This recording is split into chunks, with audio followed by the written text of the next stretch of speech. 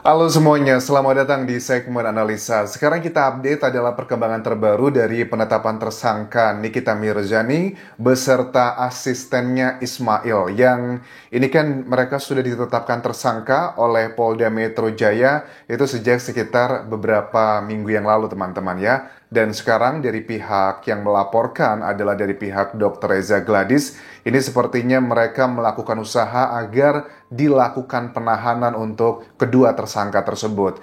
Kemarin kita sudah dengarkan keterangan dari Kabid Humas Polda Metro Jaya, Kombes Pol Ade Arisyam Indardi yang membenarkan bahwa Direktorat Reserse Siber Polda Metro Jaya memang telah memeriksa kemarin dua tersangka tersebut, inisial NM dan juga IM. Keduanya sudah hadir di Polda Metro Jaya pada hari ini, Selasa 4 Maret 2025 jam 10 pagi. Jadi panggilan yang keduanya, Nikita Mirzani hadir. Kan kalau nggak salah kemarin sempat kita dengarkan. Waktu di pemanggilan pertama kan, Nikita Mirzani nggak bisa hadir. Alasannya karena bekerja dan akan datang katanya tanggal 3 Maret 2025. Tapi di tanggal 4 Maret, jam 10 pagi baru datang. Ini menurut aku adalah strategi ya yang dilakukan oleh timnya Nikita Mirzani. Karena apa? Kalau nanti dia mangkir, tidak hadir dari pemanggilan yang kedua, ketiga, yang ketiga itu nanti akan dilakukan penjemputan paksa itu bisa banget teman-teman. Karena seperti kalian tahu pasal yang dikenakan untuk Nikita Mirzani dan juga Ismail ini ada 3 ya. Sementara ini ada pengancaman, pemerasan, dan tindak pidana pencucian uang yang total hukumannya itu sekitar 20 tahun penjara. Kalau hukuman tersangka ancamannya lebih dari 5 tahun, harusnya dilakukan penahanan. Ini adalah strategi aku lihat kalau mereka nggak datang hari ini jam 10 pagi, ini bisa langsung dilakukan kayak penangkapan seperti itu. Nah, Nikita Mirzani pun sebenarnya kalau aku lihat di sini, dia sudah menyadari salah satu postingan dia di sosial medianya, dia menyadari bahwa sepertinya aroma-aromanya saya itu bakal masuk tahanan. Tapi nggak usah khawatir, kata Nikita Mirzani. Saya akan buktikan, saya akan lawan dalam persidangan nanti. Coba kita simak salah satu cuplikannya pada saat Nikita Mirzani menyampaikan keraguan bahwa sepertinya dia akan masuk ke dalam penjara, teman-teman. Mengingatkan aja bahwa laporan di kepolisian itu bukan akhir dari segalanya. Ingat, masih ada pengadilan. Sampai gue tidak terbukti bersalah. Aja dulu. Ibu Irma jelas bilang ini harusnya masuknya ke ranah penegak hukum. Kenapa penegak hukum di Indonesia ini harus ada yang melaporkan dulu baru ditindaklanjuti? Itu juga kalau yang melaporkan orang-orang biasa, itu ditindaklanjutinya mungkin berbulan-bulan, bertahun-tahun. Hanya Nikita Mirzani aja yang ekspres secepat awan kinton, Pak, ya. Gak sampai 2 minggu, dipanggil tanggal 6 Februari, gak sampai 2 minggu, naik tersangka, Pak. Dan roman-romannya kayaknya bakal ditahan ini, nggak pakai, tahan aja. Dan roman-romannya ini bakal ditahan nih, nggak pape, ditahan aja, kata Nikita Mirzani. Ikhlas-ikhlas aja, ya kan? Masih ada pengadilan, tapi coba Bapak dengerin. Ya, supaya juga Bapak dengerin keluh kesah masyarakat, Pak. Oke. Dia sudah menyadari karena Nikita Mirzani termasuk yang logika hukumnya cukup bagus lah. Ya, karena ada kuasa hukum yang selalu mendampinginya. Dengan salah satu barang bukti yang dugaannya sudah beredar kemarin, di mana ada dugaan rekaman yang suaranya itu mirip sama Ismail yang juga merupakan tersangka di sini dengan Dr. Reza Gladys, itu kan menunjukkan bahwa memang ada indikasi kayak pasal pemerasan di situ. Walaupun banyak yang bilang nih, terutama para pendukungnya Nikita Mirzani bilang begini, tapi kan tidak ada suaranya Nikita Mirzani, Anjas di situ itu adalah suaranya Mail gitu. Bisa aja itu adalah inisiatif pribadi dan sebagainya. Ya, mungkin itu ada potensinya bisa, tetapi bagaimana dengan TPPU, tindak pidana pencucian uang? Apakah uang yang let's say, anggap saja kalau aku tangkap dari berbagai sumber, dua kan total yang diserahkan Dr. Reza Gladys ke pengakuannya adalah ke timnya Nikita Mirzani adalah 4 miliar. Yang 2 miliar itu dalam bentuk cash kah? Aku tangkap sepertinya itu ya teman-teman, 2 miliar dalam bentuk cash, sementara sisanya 2 miliar itu ditransferkan ke salah satu lembaga untuk pembelian tertentu. Karena aku mencium ini adalah aroma dimasukkan ke pasal yang TPPU tersebut. Nah, ditunjukkan kalau memang rekaman tersebut anggap aja inisiatif dari tersangka Mail, bagaimana dengan uangnya? Apakah uang tersebut ada hubungannya dengan Nikita Mirzani atau tidak? Itu adalah sangat gampang didetek sekali. Misalnya dugaannya gitu, uangnya untuk pembayaran pembelian rumah. Nah, rumah tersebut atas nama siapa? Terus macem-macemnya, transaksi elektroniknya misal dari WhatsApp dan sebagainya, ada nggak komunikasi? Ini menjadi salah satu hal yang sangat memberatkan untuk Nikita Mirzani. Makanya nggak heran dari Polda Metro Jaya itu bisa kesannya berani banget ya menetapkan Nikita Mirzani sebagai tersangka dengan karakter yang vokal, yang kesannya sebagian netizen itu menilai bahwa dia ini kebal hukum atau jago hukum. Menurut aku dia bukan kebal hukum ya, karena kalau kebal hukum itu adalah orang yang tidak pernah melakukan pelanggaran pidana, jadi dia tidak bisa kena hukum. Tapi kalau Nikita Mirzani itu lebih ke logika hukum aja, dia ngerti, makanya dia juga menyampaikan aroma-aromanya dia bakal dilakukan penahanan. Makanya hari ini dia hadir ke Polda Metro Jaya, karena kalau nggak datang, ini menjadi alasan untuk dilakukan penangkapan. Sepertinya ini strategi mengulur-ulur waktu agar paling tidak bisa menikmati momen Ramadan, bahkan mudah-mudahan bisa merayakan Idul Fitri bersama keluarga. Ini adalah target yang aku lihat, dugaannya Nikita Mirzani strategi sekarang dengan kuasa hukumnya. Nah, dari keterangannya Kabid Humas Polda Metro Jaya, aku ngelihat kayak ada aroma keraguan dan ketakutan. Maksudnya gimana? Kombes Pol Ade Aries Syam Indardi kan mengatakan bahwa pasal-pasal yang tadi ya, terus ditanya sama wartawan, terus kapan Pak mereka dilakukan penahanan? Kombes Pol Ade bilang bahwa kami mohon waktu untuk melakukan pendalaman. Kayaknya ngerasa ada serba salah gitu ya, ngerasa bahwa logika-logika hukum yang kontra sama Nikita Mirzani, di mana alasannya begini, bahwa kalau ancaman hukuman di atas 5 tahun penjara, harusnya itu ditahan, tersangka. Terus kalau ada dugaan untuk menghilangkan kayak barang bukti atau bahkan tidak kooperatif, itu juga harusnya dilakukan penahanan. Dan ini kelihatan banget Kabid Humasnya mencari kata-kata yang sangat aman agar dia tidak berada di posisi tengah-tengah begitu. Kedua tersangka diperiksa sebagai tersangka atas dugaan tindak pidana pengancaman dan pemerasan melalui media elektronik. Hati-hati banget berbicaranya, atau pemerasan, karena dia tahu yang dihadapi adalah Nikita Mirzani di sini. Atau tindak pidana pencucian uang yang diduga terjadi tanggal 13 November 2024 di Jakarta Selatan.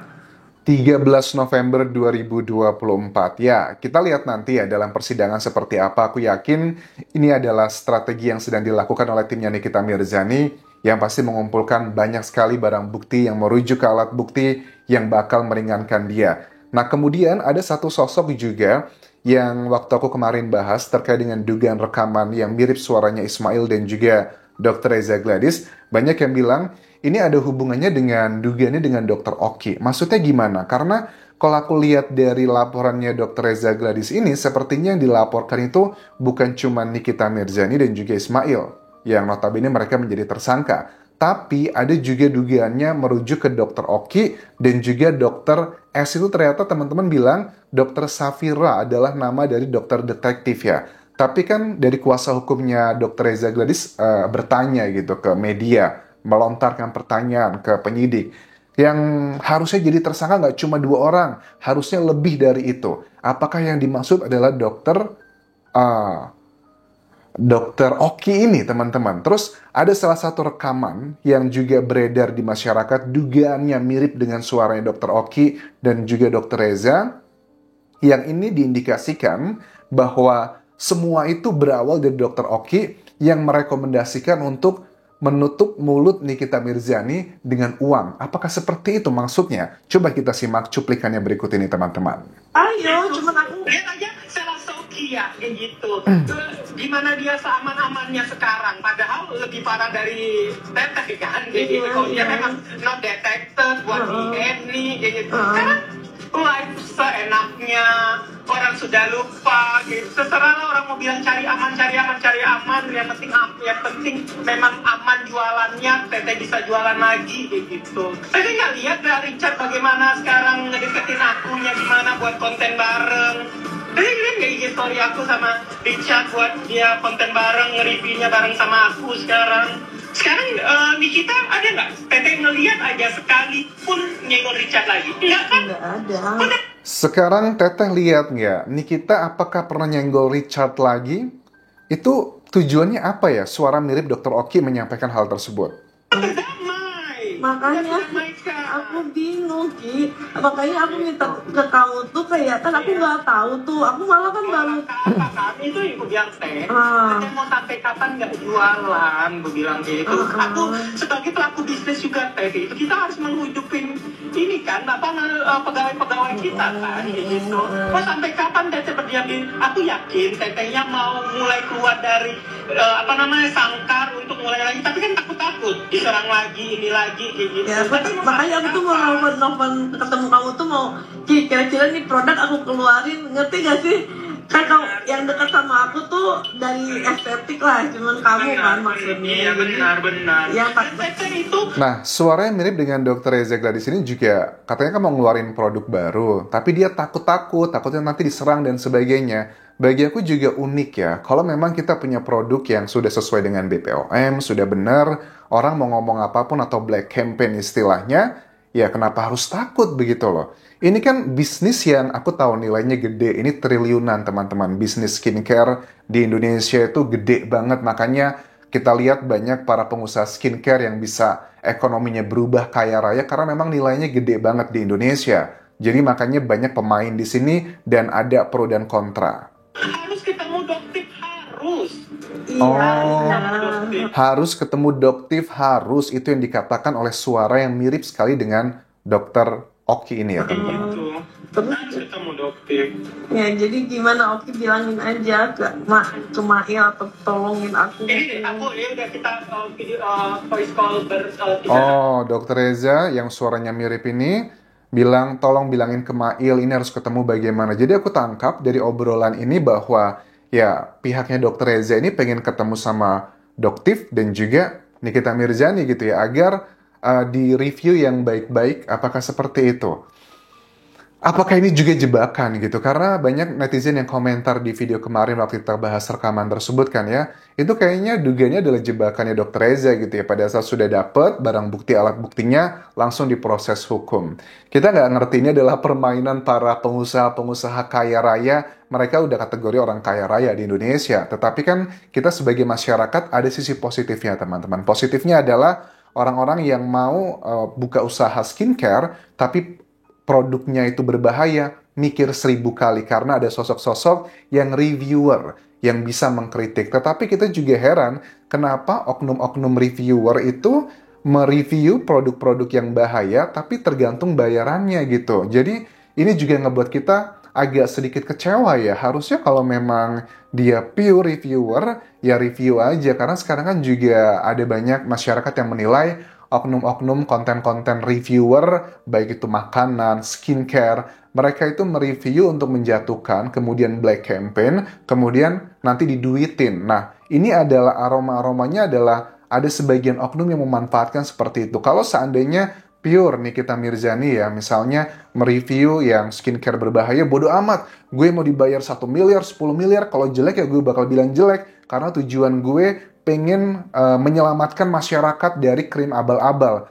Tapi kalau dipilah-pilih, ya tergantung kalau produk tersebut mau nego sama saya, ya saya amankan, saya nggak bakal speak up. Nah ini bagi aku adalah bagian yang sifatnya kayak kredibilitas ya. Ya samalah semua profesi apapun itu, sama kayak polisi juga kan ya, atau kejaksaan atau hakim dan sebagainya. Mereka semua adalah pengen menegakkan keadilan, tetapi kalau ada oknum-oknum tertentu yang berusaha nyogok, ya udah kita aman, kita damai di sini. Kan mirip-mirip juga sama seperti itu. Walaupun banyak yang komentar di video sebelumnya bahwa bilang begini, memangnya mereka siapa? Mau melindungi masyarakat itu kan bukan tugas mereka. Ya terlepas pro dan kontra itu, aku harap ini menjadi pelajaran bagi kita masyarakat agar jangan terlalu gampang percaya ya dengan review-review yang dugaannya bisa aja itu adalah titipan tertentu atau bahkan black campaign, dan juga kita nggak boleh ya gampang kemakan sama iklan yang tidak begitu bisa dipertanggungjawabkan untuk masalah skincare tersebut, teman-teman. Itu dulu yang bisa aku update mengenai drama ini. Kita lihat nanti kelanjutannya, apakah Nikita Mirzani dan juga Ismail akan dilakukan penahanan sebelum puasa, sebelum lebaran maksudku, ataukah mereka tidak dilakukan penahanan. Kita lihat nanti perkembangannya seperti apa. Sampai ketemu lagi di video berikutnya. Tinggalkan like dan juga komen, subscribe channel YouTube ini, follow Instagram, Facebook pageku, dan juga akun TikTok di Anjas Asmara. Sampai jumpa.